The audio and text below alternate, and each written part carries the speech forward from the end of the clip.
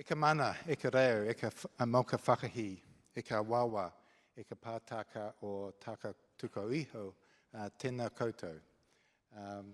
Ko waiho, ko David Murdoch tōku ingoa, ko te tumu whakarai o te wharai wananga o tāko. Nō reira, tēnā koutou, tēnā koutou, tēnā koutou katoa.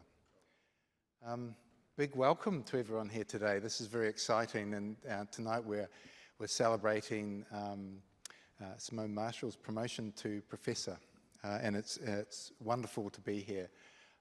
For those who don't know me, my name's David Murdoch. I'm the Vice Chancellor of the university, and as you're probably aware, we've had rather a disrupted program of inaugural professorial lectures over the past 2 to 3 years with COVID, and it's absolutely wonderful to be amongst them again and to be able to catch up on what is quite a backlog of lectures.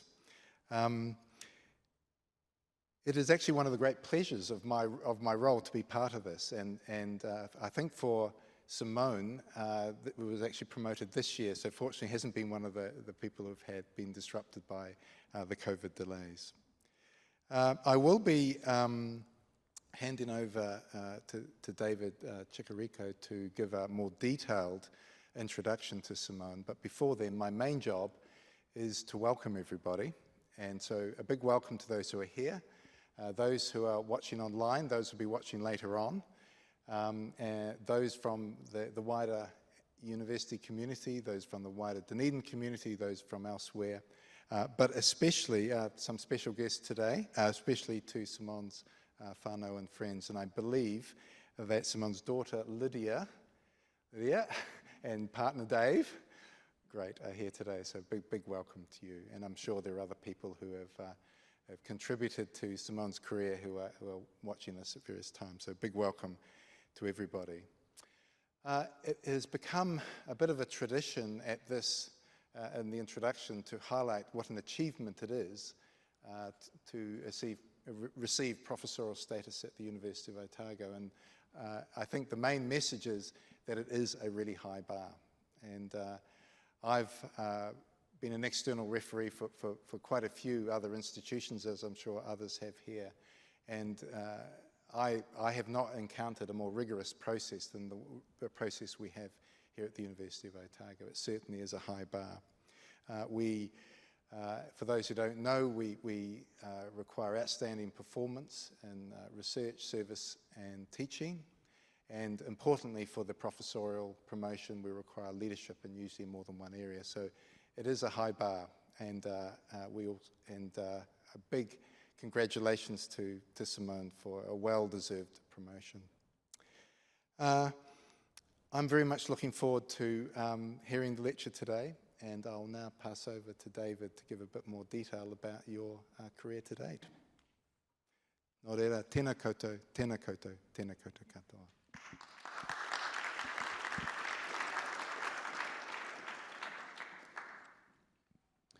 Nau mai, haere mai, tēnā koutou katoa, Professor David Murdoch, tēnā koe, Professor Richard Blakey, tēnā koe, Professor Helen Nicholson, tēnā koe, Professor Tony Ballantyne, tēnā koe, Professor Jessica Palmer, tēnā koe, Dave Barson, tēnā koe, Lydia Barson, tēnā koe, Daisy Marshall, if you're out there on the live stream, tēnā koe. I also want to acknowledge the prior inhabitants of this land, Te Waiponamu, and express my gratitude to Mana Whenua, Tangata Whenua, and subsequent Pākehā for allowing me to make Aotearoa, New Zealand, my adopted home. Professor Simone Marshall has a sword. That's right, she's a swords person. And I say this not because I want you to fear her. She is, in fact, among the most approachable educators I know. I say this because just like any other tool adopted by the human animal, this serves as an extension of herself. And in this case, in this context, it's an extension of her scholarly identity and in turn, her passion for what she does. Swords and dragons are part and parcel of medieval studies. Simone does not have a dragon. Property Services have deemed this a fire hazard. As Simone puts it in her own mission statement, I want to build a community of research expertise, train a new generation of medievalists, and reveal the stories and secrets medieval manuscripts contain. That's drive, that's vision, and I admire this greatly. Professor Simone Marshall has a quill. She's a calligrapher and she teaches a lost art. She learned calligraphy from her father, just as my own mother, an artist and art teacher for over 6 decades, taught me and my brothers calligraphy when we were growing up. It's probably a lost art for me by now. More broadly, I am immensely proud of the fact that our department continues to rewrite history, the history of women authors and other marginalized writers from medieval to digital culture. In fact, the reality is our work has much in common. If we ascribe to the Gutenberg parenthesis theory, this idea that texts were both more open and fluid, both after and before the printing press and the printing press revolution, before they were bound up in these things called books with their binding, then we would have more in common than I perhaps would with the rest of you, myopic, print-centric bibliophiles. For example, Chaucer's writing fits quite comfortably among the sort of texts that circulate in today's digital culture. His best-known work was, of course, a rather character-centric collection of narratives, which might be akin to the kind of modular or micro-narratives that characterize digital textuality. The fact that the canonical order of the Canterbury Tales is debated to this day might even gesture toward the text's inherently multilinear or multi-threaded nature. And given Chaucer's celebrated use of the vernacular, I think he would also be right behind the democratizing or communitizing influence of digital writing environments. But as this revisionist digital literary reading of Chaucer might, as it goes, it must go along with other post-colonial, feminist, cross-cultural, and globalizing readings, readings that continue to question canon and perhaps academic privilege itself. Simone's work exemplifies such an undertaking, and it makes me look forward to, and I quote, yet another Chaucer biography. In her first book, The Female Voice in the Assembly of Ladies, Text and Context in 15th Century England, puts into practice, to use her own phrase, a much-needed subversion of the anti-feminist tradition.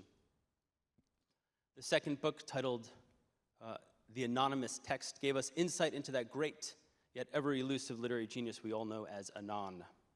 More specifically, it treated the concept of anonymity as a rhetorical strategy in works of medieval literature. Her research has been featured in a BBC radio series on the history of literary anonymity. She's done interviews for Radio New Zealand National, and her Chaucer discovery featured in our very own ODT. More recently, she's undertaken collaborations with scholars overseas that cast a critical eye over the connections between what some might see as her inescapably ancient field and many of the persistent and indeed pernicious contemporary narratives that have circulated in the aftermath of the Christchurch mosque shootings. Over the years, Simone has had responsibility for some of our largest and most unwieldy writing papers. I've had the pleasure of teaching with her in one relatively new creative writing paper, English 120, How to Captivate and Persuade, where she wowed first-year students with epic travel narratives and then inspired them to write their own. She has worked tirelessly in her role of Associate Dean Academic and provided me with guidance on some of the finer points of university regulations in my role as head. I'm most grateful for that. For Simone, the pen or quill need not be mightier than the sword. the pen and the sword are mighty in equal measure, and they both index a scholar at the top of her game. Norera tenakoto, tenakoto, tenatauto katoa. Please join me in welcoming Professor Simone Marshall.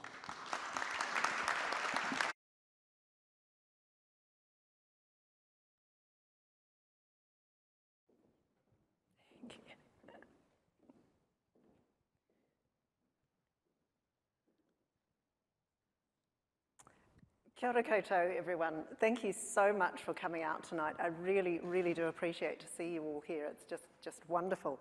I would like to thank Professor Murdoch for your lovely introduction, and I'd also like to thank my colleague, David Chicarico, for your words. I really appreciate them. It's just wonderful. I've given my talk the title this evening of The Good Scribe, because it gives me the opportunity to present to you some very detailed examples of the research that I do, but also at the same time, it allows me the opportunity to present some broad ideas as well, to think about the relevance of where my research fits into the wider world. Now, The Good Scribe is the title of what will be my 6th book when I finish it, but it occurred as a result, the title that is, occurred as a result of an interesting experience. So my research is in medieval English literature, and I am now the only person working in a New Zealand university in this field.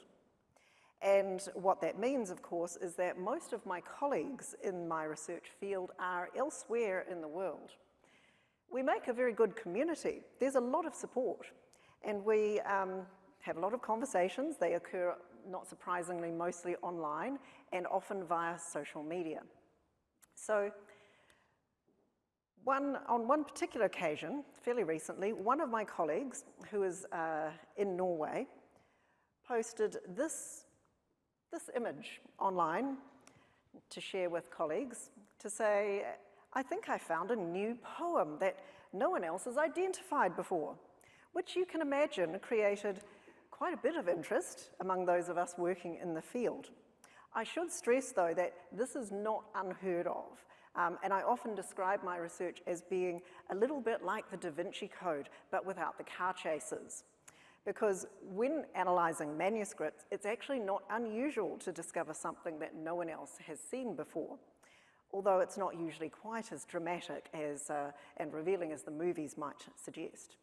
Anyway, she discovered something that had probably never been noticed before. And if you're having a little difficulty just reading that, I have helpfully written it out for you here.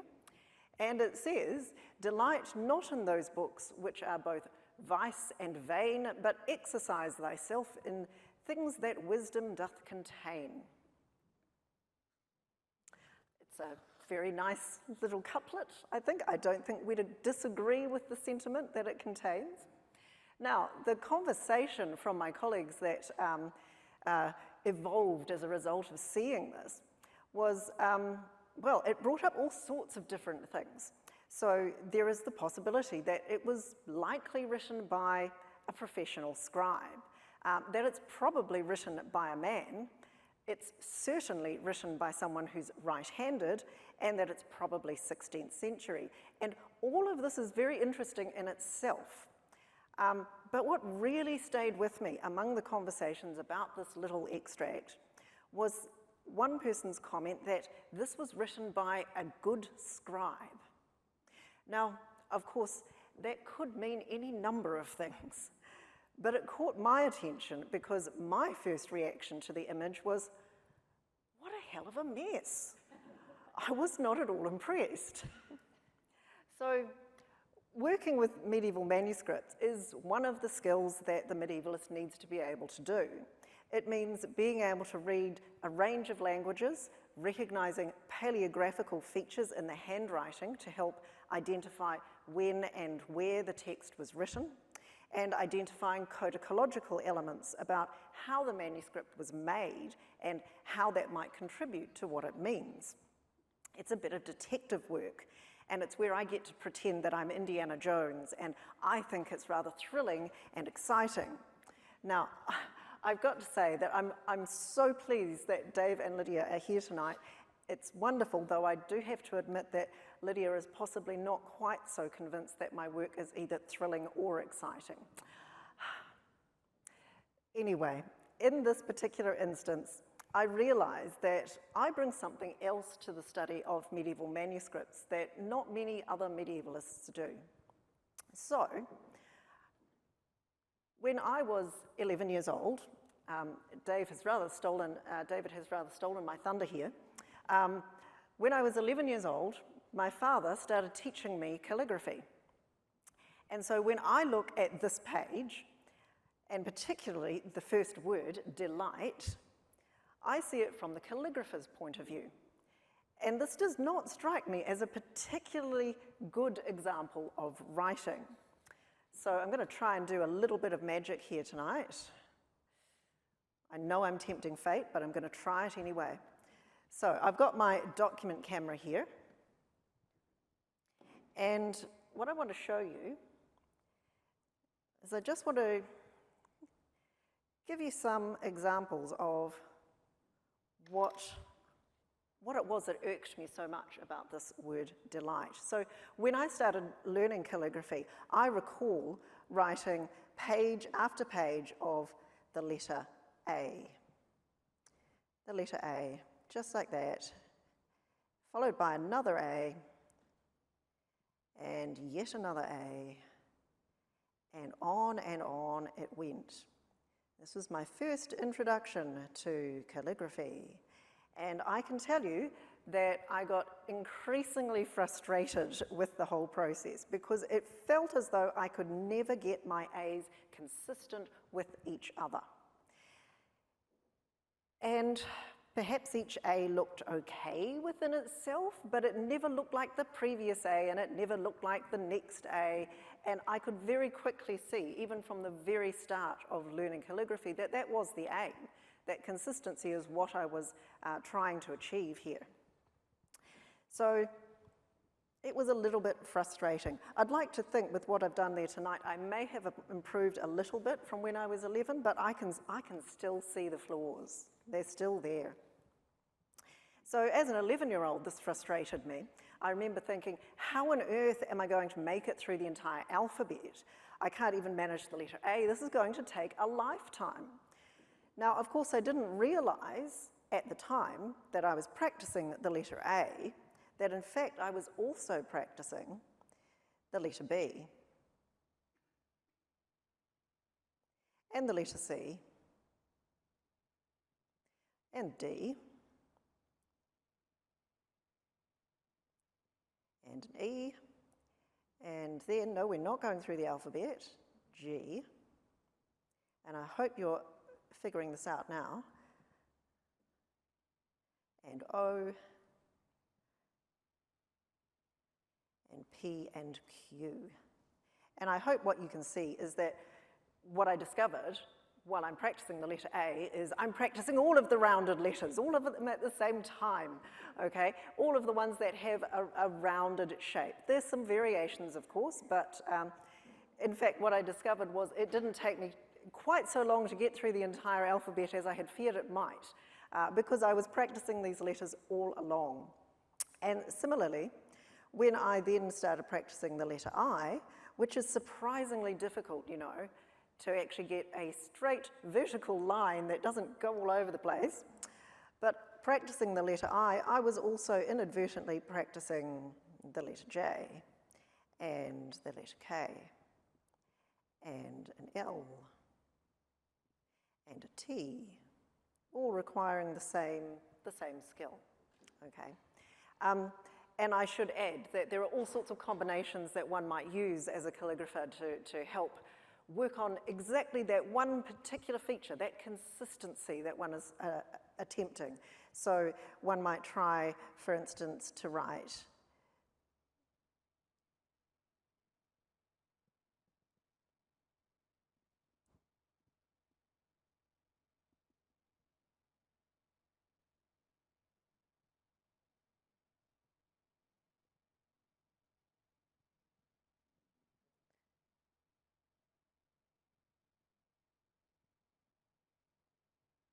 This has got to be my best party piece.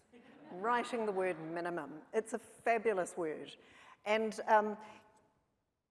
there are some other tricks and techniques involved in writing that, but really what I'm trying to point out to you is some certain things that help to convince you that it's consistent. Okay, so aiming for the same height with all of the upright letters, aiming for the same, for each of the upright strokes, which are called minims, to be exactly vertical, aiming for not so much the width of the letter, because of course an M is inherently wider than an I, for instance, but really looking at the gaps between each of the minims. Now you can see I haven't really managed that exactly right, but it's close enough that your eye sort of fills in the gaps and makes up for any flaws in the writing. Okay, so we're aiming for that kind of consistency in the lettering, and that is what attracts the eye. That's what makes it a pleasant thing to look at, if that makes sense. Okay, so when I then looked at the piece of writing in the manuscript, I'm hoping that you can see why I thought it was awful. The calligrapher in me was seeing that this scribe had, in fact, made a terrible mistake. This scribe had, in fact, used the wrong quill. Now, I'm going to have a go. I'm really tempting fate here. I'm going to have a go at trying to replicate that word there, delight, just so we can see exactly what it is and why I think it didn't quite work.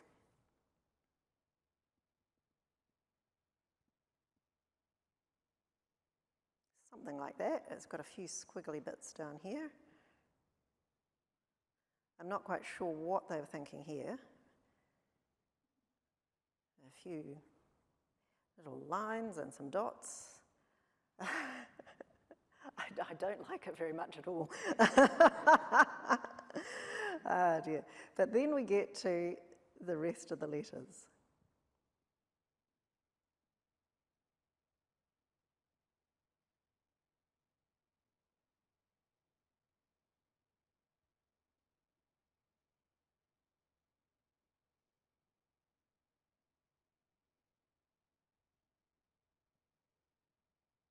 There's a big swishy thing there.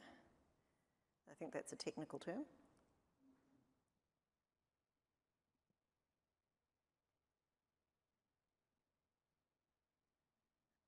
Another bit of a swishy thing.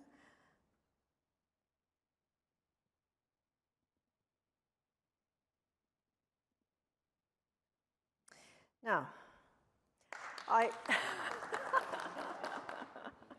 that's very kind of you to applaud my terrible writing.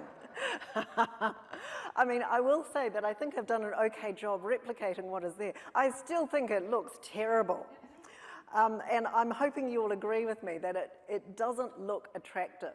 You may or may not know why you think it's not attractive. So what I want to just try and explain here is one of the fundamentals of calligraphy is that there is an optimum height of a letter according to the width of the pen that is used.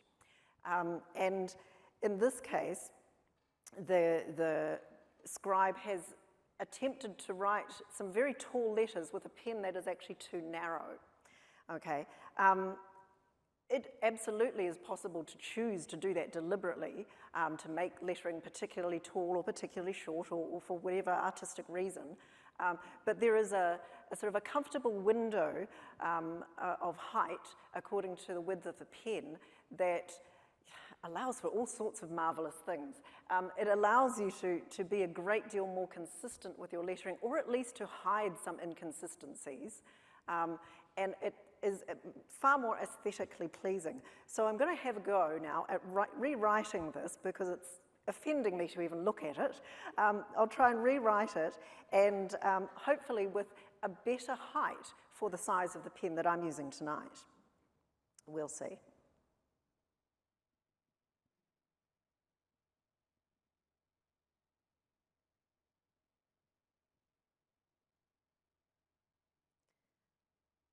I'm just getting a bit carried away here now.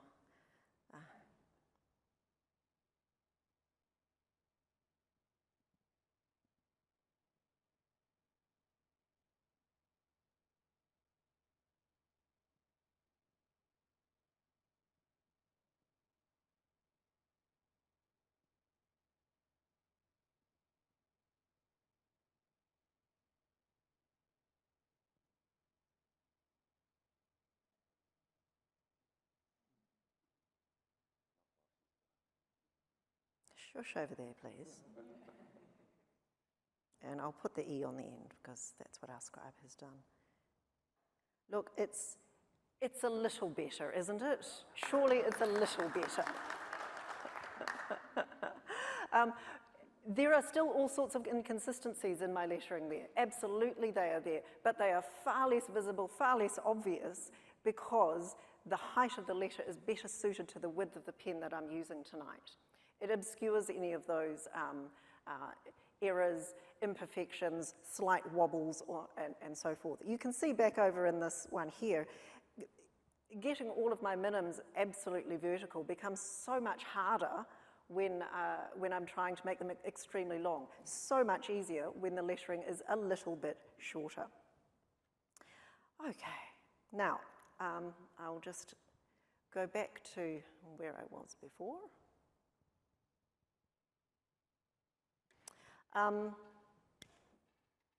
A tiny side note here.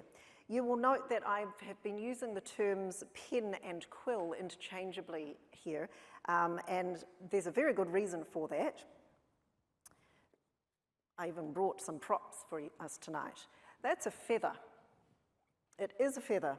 Let me see. There we go. It's a real live feather. It's a peacock feather. This is a quill right here. Okay?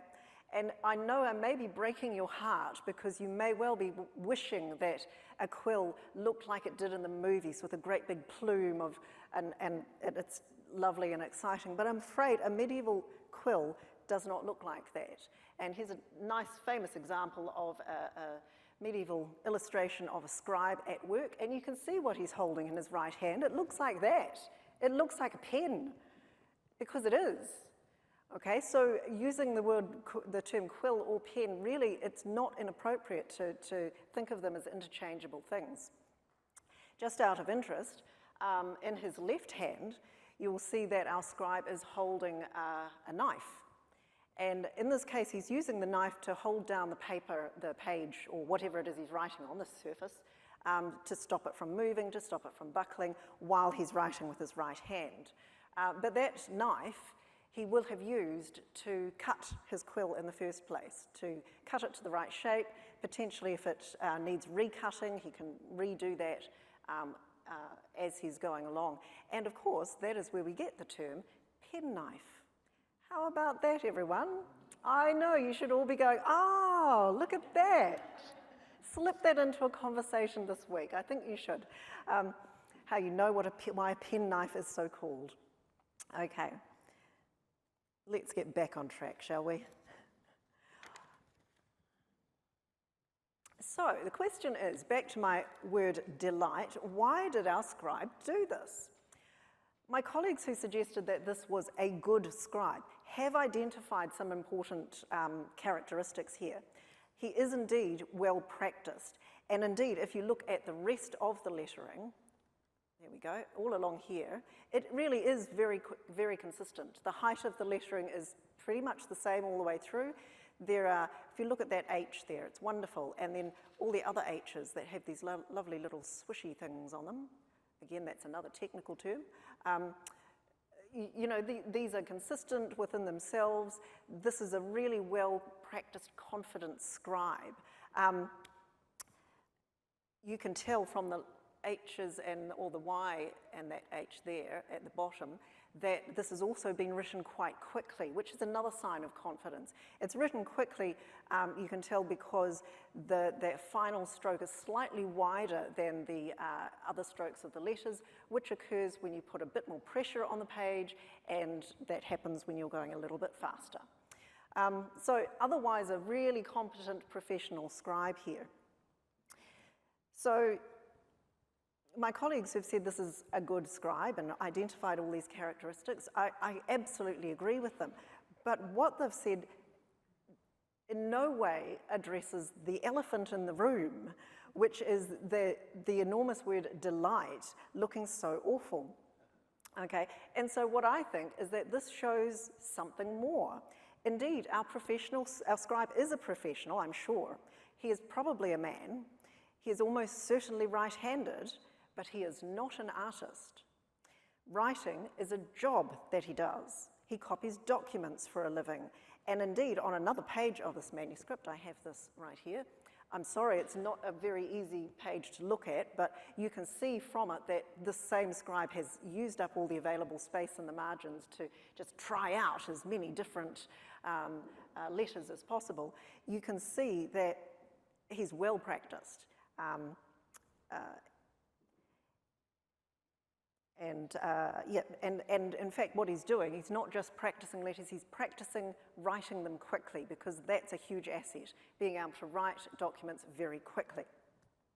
So it could be that our scribe didn't have the right sized quill to hand to do that lettering. That's possible.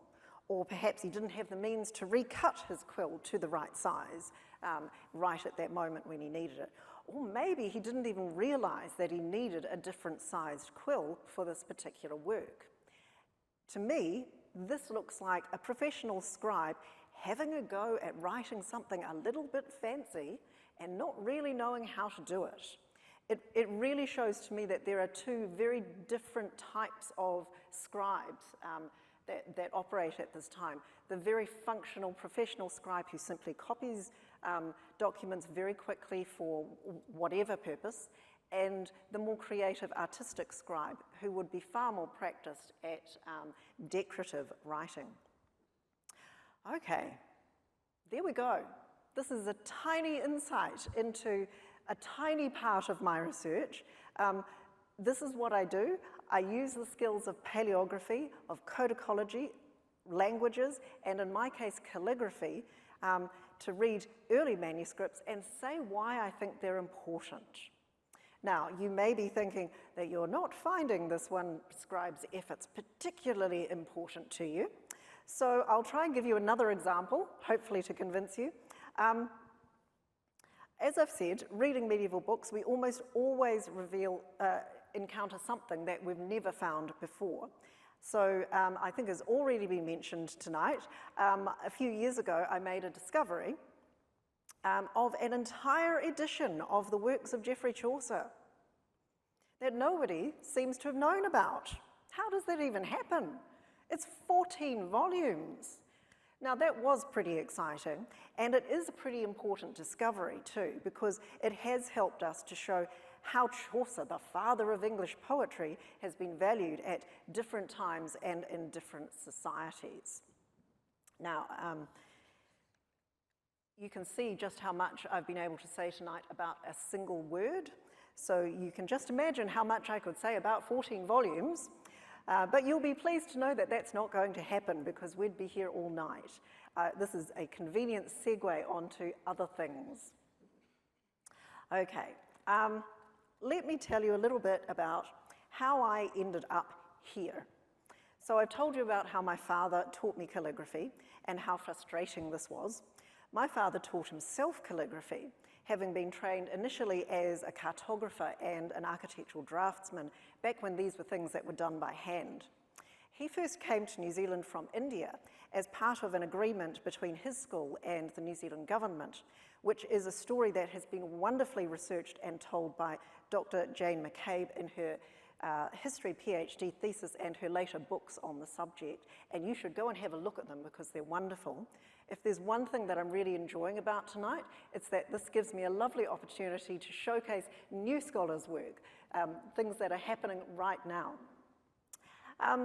So I suppose the story of an orphaned Indian boy ending up in New Zealand teaching himself calligraphy is the perfect example of the ways in which the British Empire flung itself out to the extremities of the globe to then be internalized by those colonized, becoming more British than the British. I'm sure we can probably all come up with a range of other examples of this, but that's my personal example, and it's my entry point into medieval literature.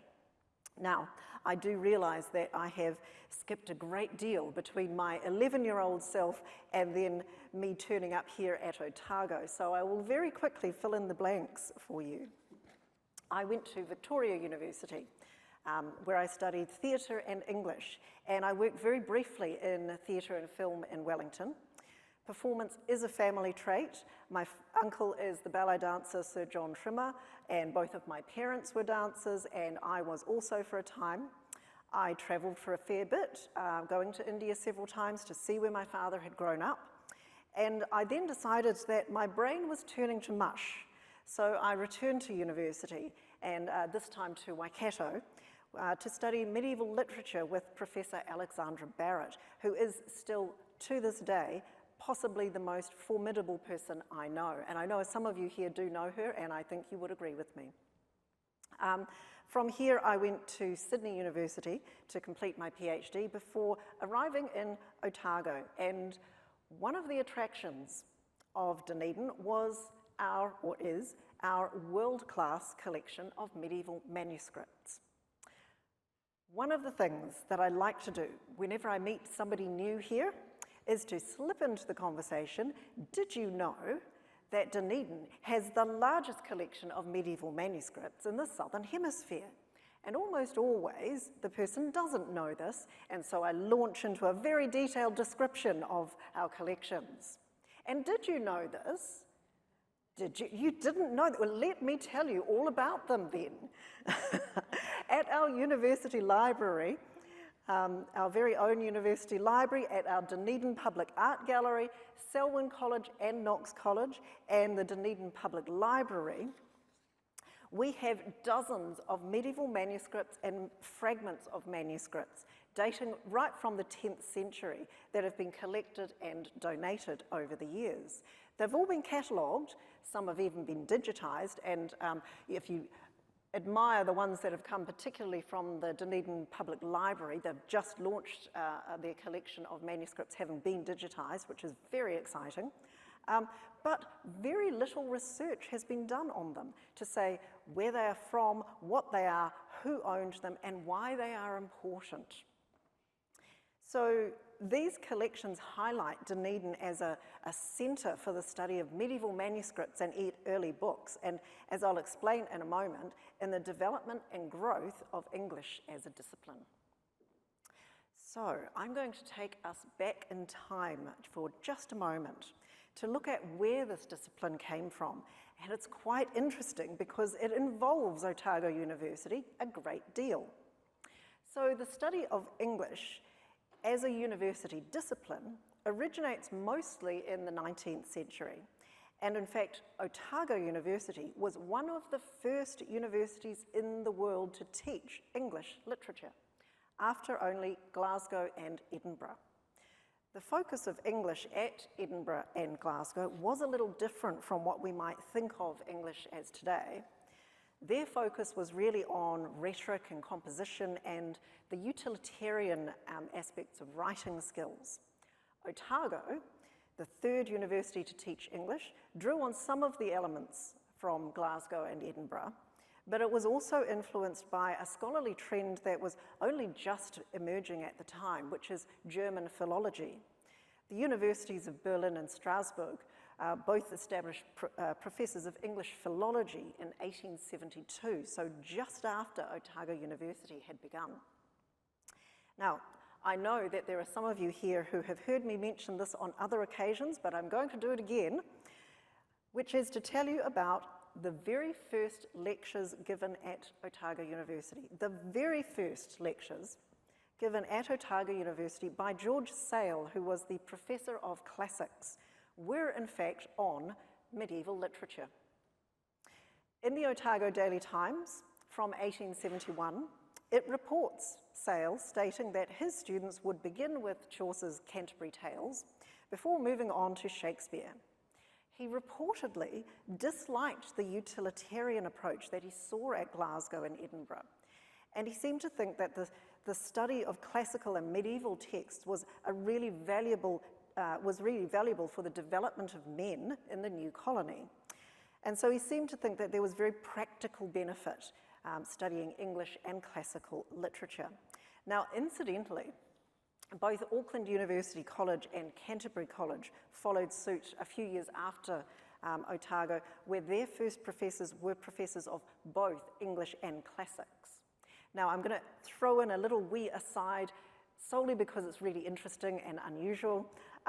the Canterbury College Professor of English and Classics, who is John Macmillan Brown, and some of you may be familiar with him as the grandfather of James K. Baxter. John Macmillan Brown actually filled in for a year at Otago University in 1920 after the unexpected death of Professor Thomas Gilroy, who died in the middle of delivering a lecture the year before. So apparently Macmillan Brown refused to take his salary for the year that he was here at Otago, and that was later used to create the Macmillan Brown Prize that we still award in English today. How about that? I just think that's really fascinating. So, Otago University was one of the first to teach English literature in the world and was very likely the first to teach medieval English literature. But it does also mean that Otago University and the study of medieval English literature were very much bound up in the colonial mentality. And this has been a feature of medieval English studies around the world. Even in my own education, the study of medieval English literature was a compulsory part of a major in English. And elsewhere in the world, that is still a requirement to study medieval literature or history of the English language, because it's seen as an integral part of how to study English. Now, don't get me wrong, I'm not saying that's a bad thing, and I'm not advocating for the abolishing of medieval literature. But I do feel that the motivations for teaching medieval literature have remained embedded in the colonial mentality. There still seems to be an undercurrent that implies one should learn medieval literature in order to be a good citizen of the empire.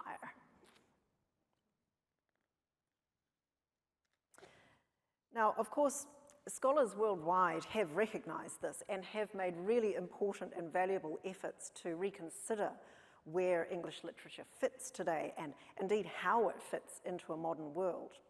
Medieval literary studies has been a little slower to respond to this, but I am pleased to see that we now talk about global medieval studies, and it recognizes that other literatures and other cultures do exist indeed around the world. Now, this is not to say that it's been an easy transition. And in fact, there are those who have fought tooth and nail to try and stop change, dismissing modern re-evaluations of medieval literature. And one example that you may find interesting and rather unfortunately amusing is an instance of the academic organization, the International Anglo-Saxon Society, which has recently changed its name to the International Society for the Study of Early Medieval England. There were accusations of racism and bullying, and it was really quite awful. But the society has addressed this, I think, really making a very genuine effort. But amidst this, there was also a curious increase in the membership of the society. Now, an academic society in the humanities might welcome an increase in membership. After all, we are all trying to attract a wider interest to the value of the humanities. But unfortunately, in this case, the interest seemed to be coming from US-based white supremacist groups misunderstanding the purpose of the society. Oh dear. Nevertheless, change is happening.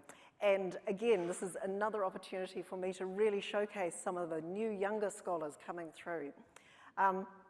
Because what I want to highlight now is one particular instance right here in New Zealand that I just can't praise highly enough. This is Dr. Maddie Williams' book, which was published last year, Pacific 900 to 1600, and it's a re-evaluation that we've really, really needed in medieval studies. This book considers South Pacific communities in Aotearoa, Riekohu, and Rapa Nui, bringing to the fore cultural elements that to many in New Zealand may not be new at all, but we are really not the intended audience for this book, because Williams also compares these cultures to medieval European cultures, particularly Viking movements during this time frame. So the audience for this book is medieval studies scholars elsewhere in the world, and it puts Pacific cultures alongside European cultures in a way that's really long overdue. For instance, one of the myths that of the medieval European world that I have to say has largely come from the 19th century, I'm quite keen on blaming the 19th century for a lot of things, is the view that medieval people didn't travel. Now, it's not true, of course. People traveled across Europe to Asia, south into Africa, across to North America. But no one in Europe was traveling across open water with the sophisticated navigational tools like Polynesian peoples. And these are the sorts of comparisons that Williams is making in her book. And it's so important that we recognize this to help redress that balance. Incidentally, I'll be working with Dr. Mary Williams in the coming year as we prepare to co-host the Australian and New Zealand Association of Medieval and Early Modern Scholars Conference in 2024, which will be co-hosted at Canterbury and Otago universities. The reason being that, of course, Otago is the university that has the resources for this. So you can look out for that. All right. So despite being the only scholar studying medieval English literature in a New Zealand university, now is not the time to give up on the field. Now is the time to show what medieval studies can really mean, here, right in the bottom of the Pacific. And in fact, right here at Otago University is the best place to be doing this. I've mentioned already our amazing European resources at our university library and Selwyn and Knox colleges, the Public Art Gallery and the Public Library. But of course we also have the 500-year-old waka recovered at Papanui Inlet some years ago. So this is really the place where that needs to happen, that reevaluation. I would love for more people to join with me and to contribute to this effort. So while we can research and write plenty of scholarly and articles and books and so on, I actually think it's far more important that we engage with the public. And there are, unfortunately, some consequences when we don't do that well. So in Christchurch, the mosque shooting from 2019, we all know about the horror of the shooter broadcasting live on social media. At the start of that broadcast, he proudly displayed his cache of weapons that he was to use. And painted on his weapons, you may recall, were the names of various medieval crusaders, because he was convinced that we should be returning to some sort of former age in which European white culture reigned supreme. Of course, that age never existed. It's not true at all. But it is a view that medieval studies has at times inadvertently helped to promote over the generations. And unfortunately, this is not the first time this has happened here either. My former colleague, Associate Professor Greg Waite, who had an instance in 1990 when he was called by the police to assist in their investigation into David Gray after the Aramoana shooting that some of you will remember, I'm sure. And this was because Gray's house contained medieval Norse material. So I'm afraid it has happened before, and I do feel like medievalists do need to do better at how we communicate with the public, that we don't inadvertently elevate European culture as somehow more important or more valuable than any other culture, and that we bring other cultures to the fore. So I've mentioned that I would love more people to come and research with me in my field. I can't do it all myself, and there really are so many opportunities to make a real difference in our society and worldwide. So I'm going to share with you some of the research projects that are underway and happening right as we speak. So one project here that has waited nearly 3 years to get underway due to our border closures, but it's going to happen, it really is, and I'm quite thrilled. I'm going to be working with Professor Hannah Johnson from the University of Pittsburgh on this project, Deadly Words, Muslims, Jews and Witches in the First Era of Fake News. So in this project, we're looking at how modern perceptions of medieval European culture has been misused and misinterpreted today, drawing on examples from the 2019 Christchurch mosque shooting and also the 2018 Pittsburgh synagogue shooting. So our plan, though, is not to write yet another academic tome, which will be read by maybe 5 people, including our mothers, but rather to write a book for general readership and to create a podcast that can bring that material into a public domain, because that's really where the information needs to be.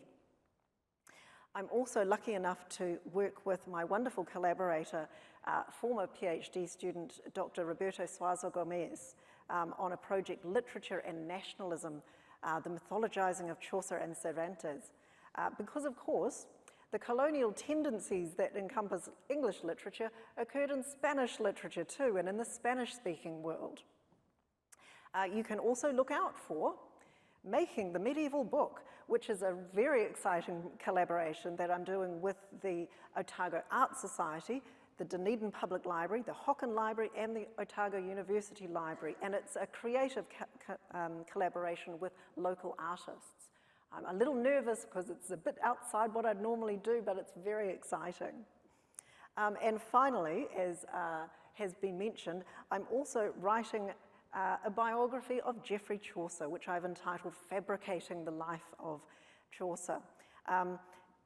It's intended for a general readership rather than a scholarly readership, and it definitely asks, why do we need another biography of Chaucer? I mean, really, we don't know that much about him, so how much more is there to say? But my answer is going to be that I'm actually going to look at biography. It's a biography of other biographies. I'm looking at other people's biographies of Chaucer in order to show how Chaucer has been used as a vehicle for imperialism, even here in New Zealand. And I want to mention at this point my wonderful postgraduate students who have developed such amazing research projects and who have created such fascinating collaborations across the university. I want to mention this because in a situation where I'm otherwise isolated on my own, these collaborations have really shown to me how much more widely my research can be applicable to other disciplines. So, for instance, I have had the pleasure of working with Dr. Catherine Hall in the Otago Medical School on medieval monstrosity and teratology, with Dr. Gwyneth McIntyre in classics, looking at the influence of classical literature on medieval literature, with Professor Liam McIlvany in Scottish Studies, looking at medieval Scottish poetry, and most recently, Professor Greg Dawes in Religious Studies, and a project on early embroiderers in the church in New Zealand. And beyond the university as well, we've Dr. Jane Malthus, who is a fashion historian and an honorary curator at the Otago Museum, looking at classical and medieval fabric manufacture. You can see the possibilities are really quite extensive here. Very quickly before I finish, I do want to mention a few colleagues across New Zealand and around the world who have continued to provide so much encouragement and support. So Associate Professor Chris Jones from Canterbury University, who I've worked with on a number of projects, and most recently you may have seen on TV because it was so exciting, the work that he's done on the Wicked Bible at Canterbury. Quite thrilling, you'll have to go and look it up. Professors Kim Phillips and Tracy Adams at Auckland University, Professor Carol Cusack from the University of Sydney, and Professor Mary Flannery from the University of Bern. And there are so many more people that I could mention who have and who continue to make such a difference to my research. It really means that so much when I'd otherwise be researching in a fairly isolated situation. We've made it, we're at the end. And so I really hope that you found this glimpse into my research tonight interesting. It's been a real pleasure for me to share all of this with you. So thank you very much, everyone.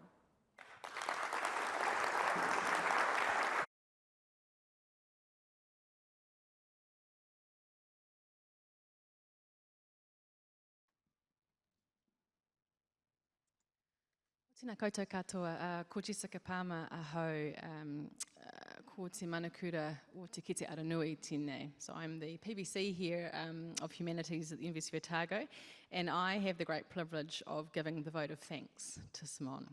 I was listening to an interview this afternoon while I was in the middle of dropping kids off and trying to get back to work, and the things that modern day female academics do, right?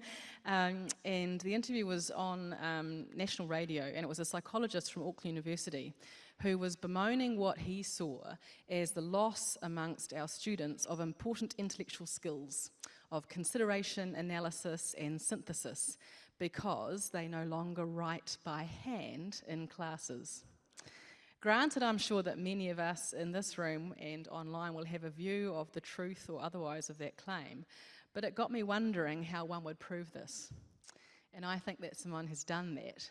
She's done that this evening very well. She's a calligrapher, she's an academic, she's a scholar, and she showed us through her use of calligraphy, which I think is probably the epitome of the craft of freehand, just how talented she is.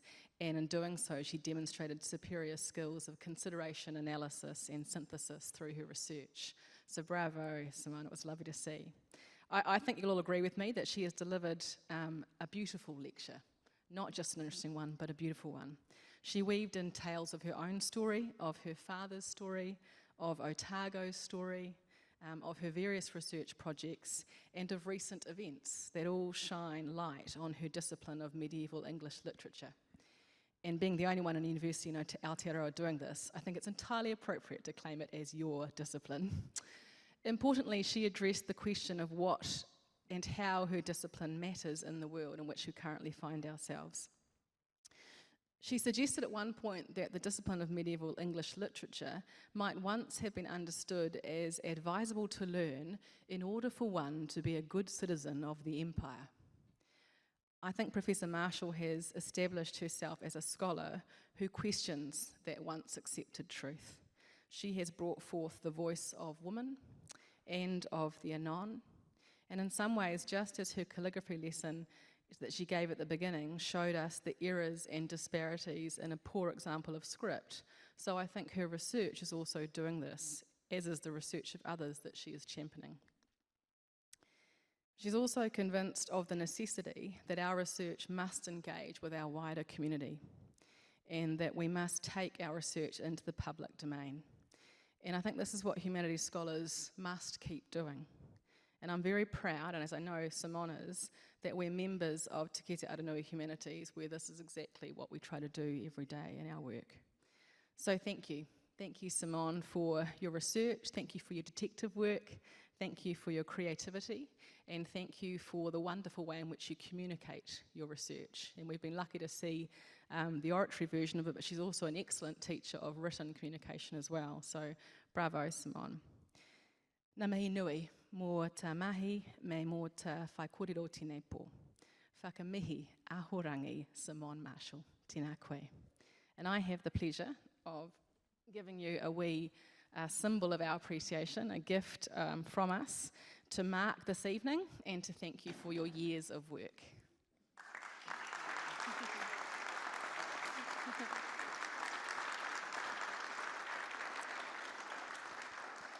And now to our audience, those who are here with us in person and those online, thank you so much for joining us. I know that Simone really appreciates that, as do those of us here in the front row as university leaders. We really appreciate your support of the work that we do here as scholars. So thank you for coming, those of you here in person. Haere mai, e hoa mō te kaputi, mō te kai, and mō te manaakitaka.